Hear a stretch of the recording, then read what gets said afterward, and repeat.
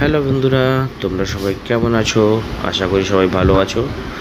তো আমি এসেছি একটা নতুন ভিডিও নিয়ে তোমাদের সামনে। এটা হচ্ছে হলদিয়া রিফাইনারির 46th অ্যানুয়াল ফ্লাওয়ার ফেস্টিভ্যাল 2025-এর ভিডিও।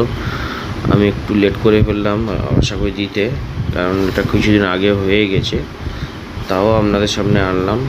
তো এখানে দেখুন কত সুন্দর চারদিকে ফুল এবং কত কিছু দিয়ে সাজানো, জিনিসটা খুবই দেখতে মনোরম লাগবে।